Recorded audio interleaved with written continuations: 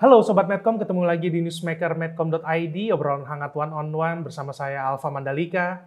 Pekan lalu saya mewawancarai Menteri Investasi dan Kepala BKPM, Bapak Bahlil Lahadalia, untuk merayakan kado kemerdekaan berupa rekor pertumbuhan ekonomi dan investasi sepanjang pandemi.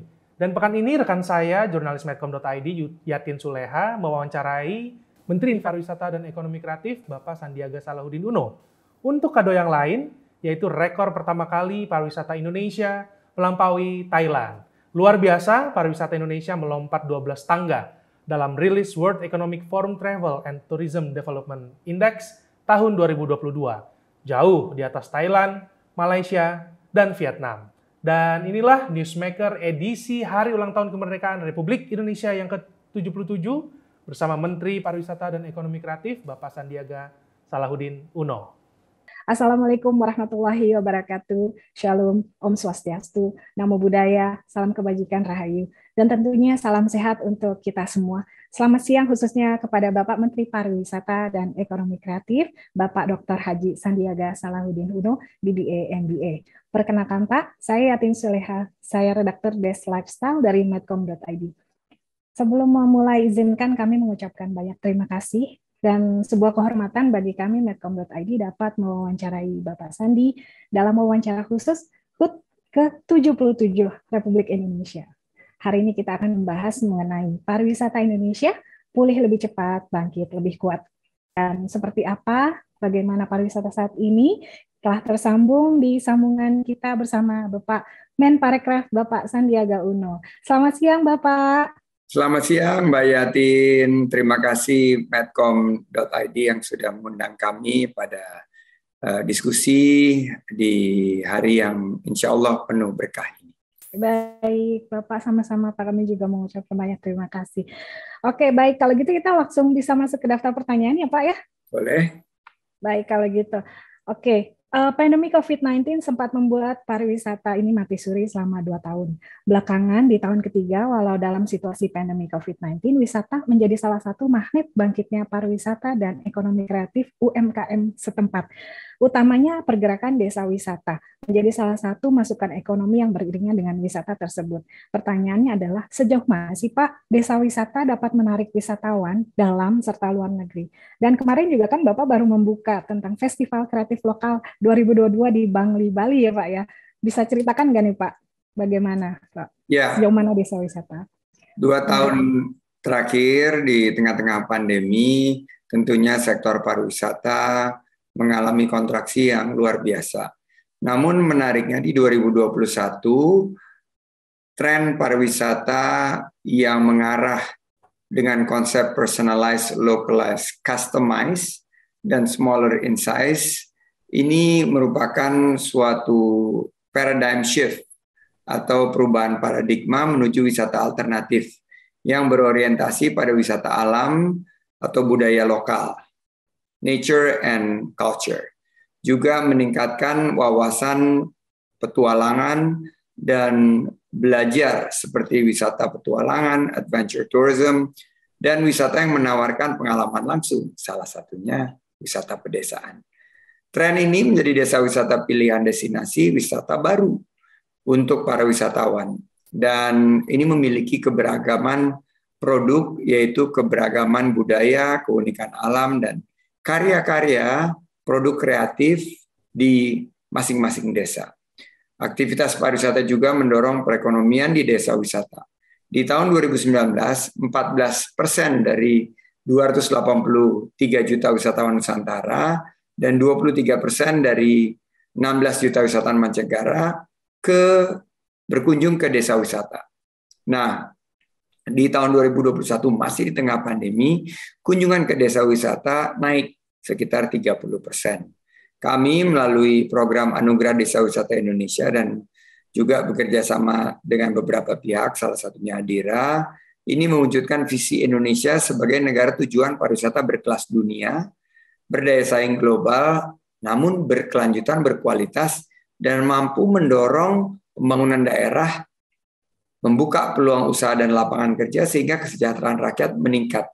Kami melibatkan mitra-mitra berkolaborasi untuk memberikan visitasi kepada 50 desa wisata terbaik.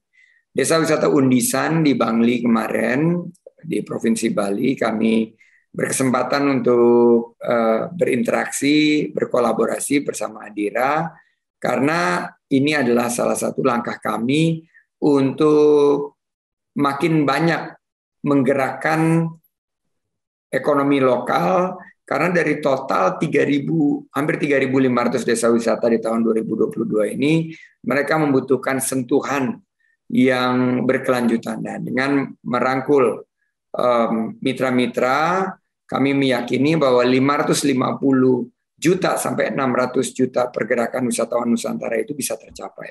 Dan target kita 1,8 sampai 3,6 juta wisatawan mancanegara yang sebagiannya juga mengunjungi desa-desa wisata unggulan, itu bisa kita realisasikan. Itu yang menjadi target kita. Baik. Kira-kira mungkin masih jauh nggak Pak langkah Kemenparekraf untuk mencapai target tersebut? Kalau untuk wisatawan Nusantara, sangat optimis kita bisa berada di atas targetnya. Untuk wisatawan mancanegara, kami optimis walaupun di tengah-tengah keterbatasan jumlah penerbangan, tapi kami meyakini kita langkah bersama, kita tambah jumlah penerbangan dan ketersediaan kursi, target wisatawan Nusantara juga bisa kita wujudkan. Baik Pak. Kemudian kita masuk ke pertanyaan berikutnya Pak tentang wisata geopark ya Pak ya. Bapak Menteri Koordinator Bidang Kemaritiman dan Investasi, Bapak Menko Marves, Bapak Luhut Binsar Panjaitan menilai pada masa mendatang geopark akan menjadi magnet pariwisata Nusantara dan mancanegara nih Pak. Karena itu Indonesia perlu mengawal konsep geopark dalam Perpres nomor 9 tahun 2019. Nah saat ini bagaimana sih Pak perkembangan geopark sendiri yang ada di Indonesia? Apakah sudah bisa menjadi magnet pariwisata baik dalam serta luar negeri Pak?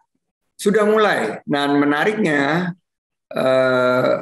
geopark kita ini sudah 6 yang masuk menjadi UNESCO Global Geopark.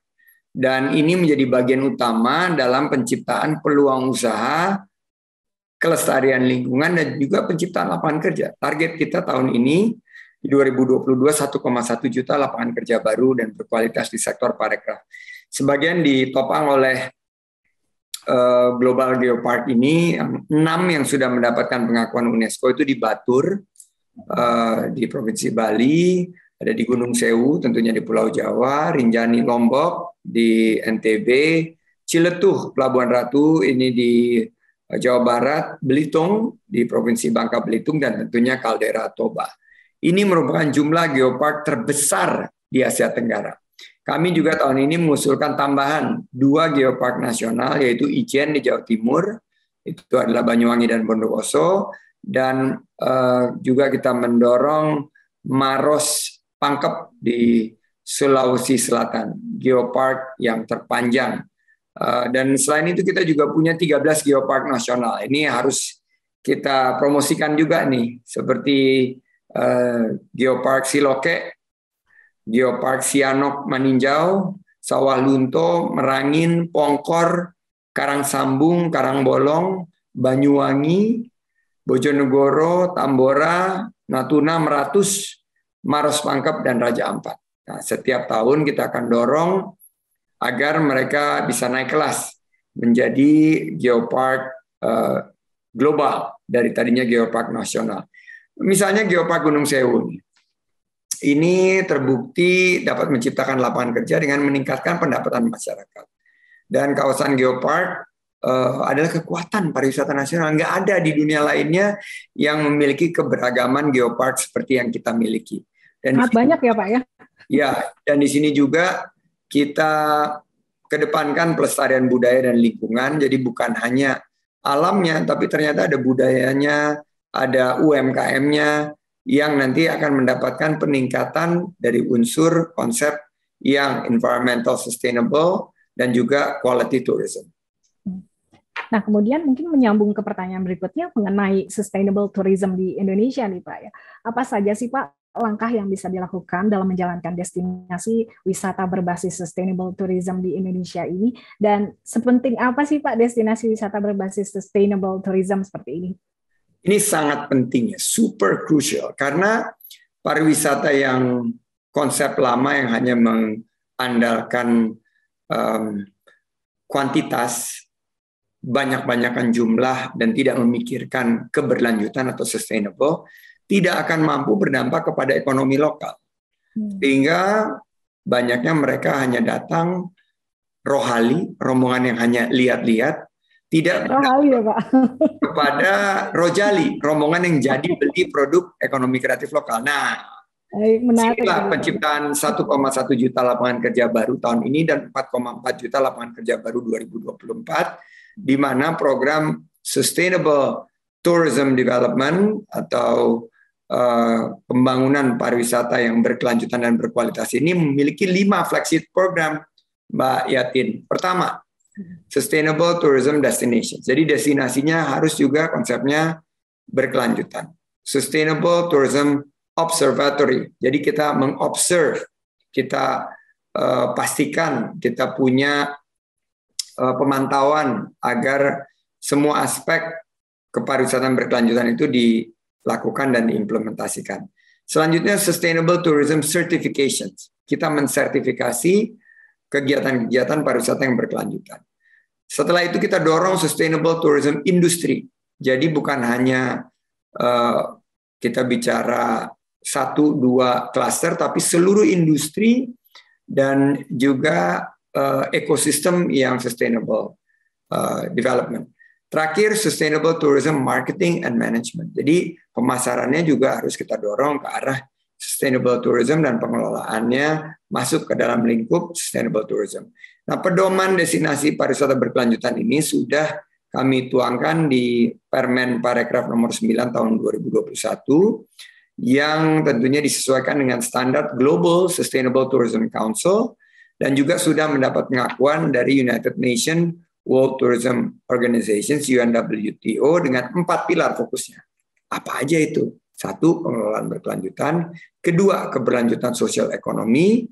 Dan juga bagaimana dampak kepada lapangan kerja lokal, keberlanjutan budaya, dan keberlanjutan lingkungan.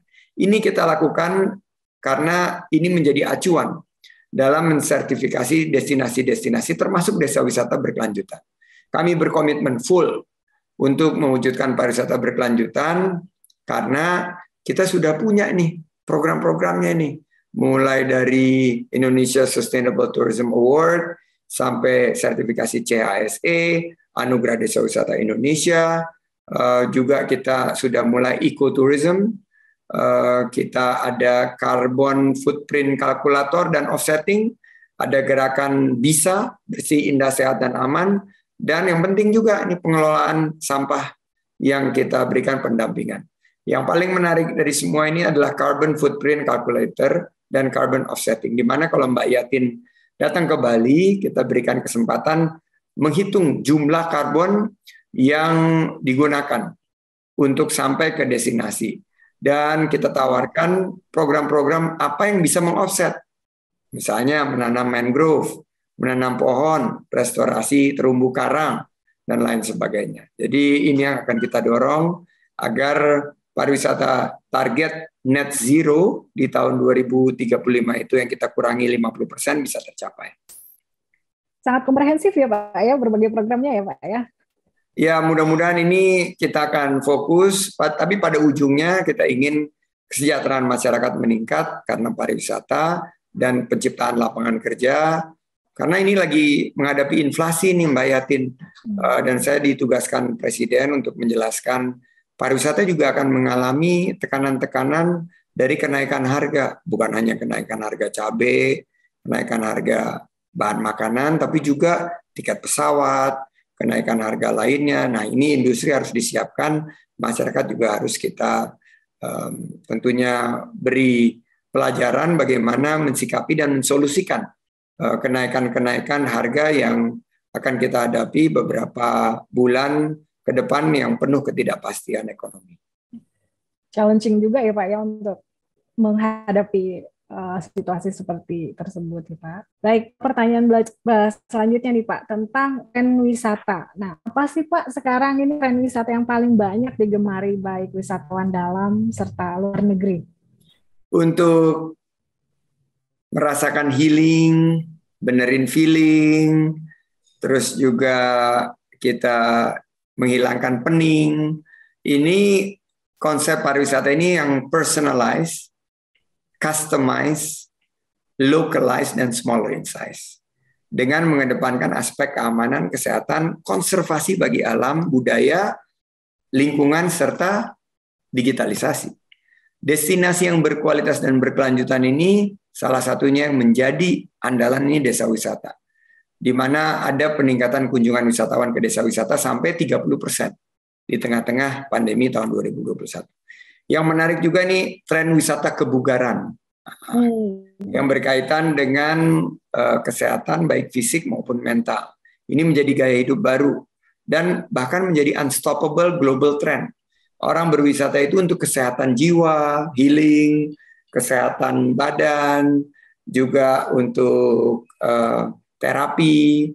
Kita optimalkan wisata kebugaran di Indonesia dan kita bersama dengan Kementerian Kesehatan menyusun rencana aksi nasional 2022-2026. Kita baru saja selesai menyelenggarakan International Wellness Tourism and Conference, di mana Wellness Tourism Conference and Festival ini menunjukkan bahwa kita bukan hanya punya jamu, punya spa, tapi kita punya juga yoga dari Jawa atau juga beberapa kegiatan-kegiatan yang fokus kepada wisata kebugaran. Jadi saya sangat optimis ke depan lapangan kerja dari sektor wisata kebugaran yang sampai 1,3 juta lapangan kerja baru dan berkualitas ini bisa kita ciptakan.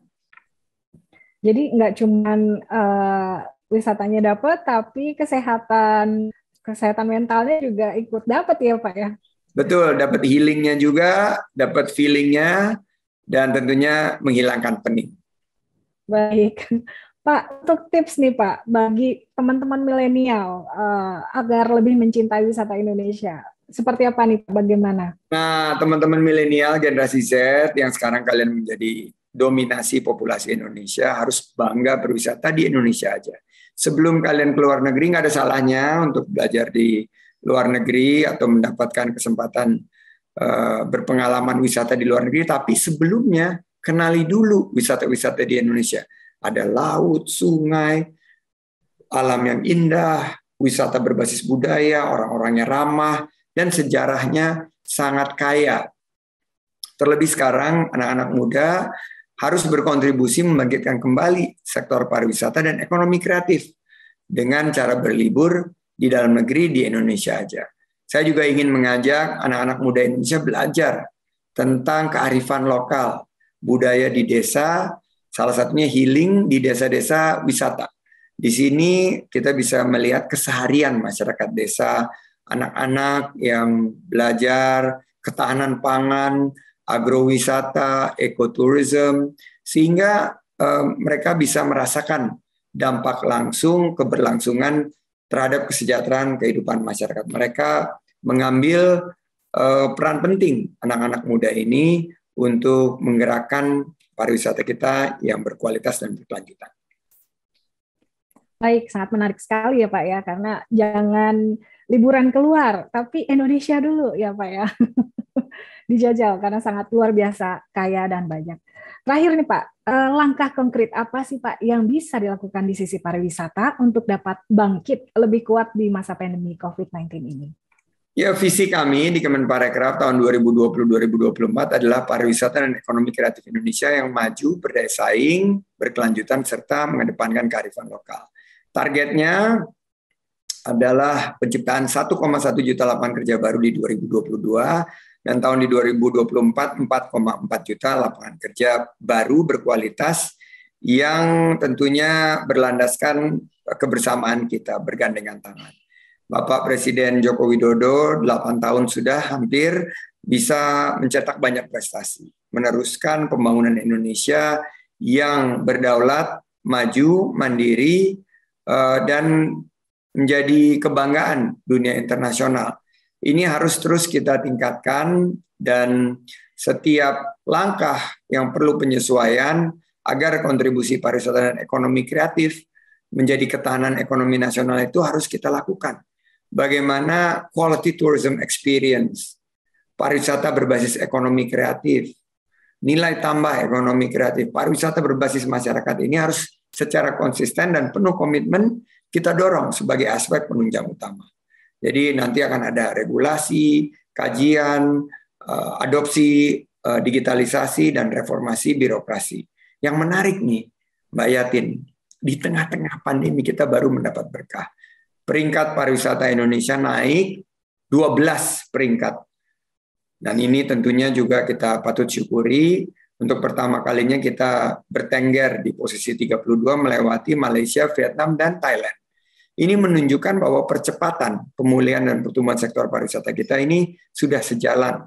Dan tentunya di bawah kepemimpinan Pak Jokowi, saya meyakini bahwa target penciptaan 1,1 juta lapangan kerja tahun ini dan 4,4 juta lapangan kerja di tahun 2024, insya Allah bisa tercapai. Bangkit lebih kuat dan pulih lebih cepat. Amin. Sesuai dengan tagline HUT ke-77 Republik Indonesia ya Pak. Kami ucapkan banyak terima kasih kepada Bapak Sandiaga Uno atas waktunya kepada Medcom.id dan sukses selalu, serta sehat selalu, dan maju Kemenparekraf dan Pariwisata Indonesia. Terima kasih Bapak Sandiaga Uno beserta tim. Selamat siang. Assalamualaikum warahmatullahi wabarakatuh. Waalaikumsalam warahmatullahi wabarakatuh. Saya pamit diri dulu. Ya, demikianlah Newsmaker pekan ini. Kita akan berjumpa pekan depan dengan topik dan narasumber menarik lainnya. Saya Alfa Mandalika pamit. Sampai jumpa.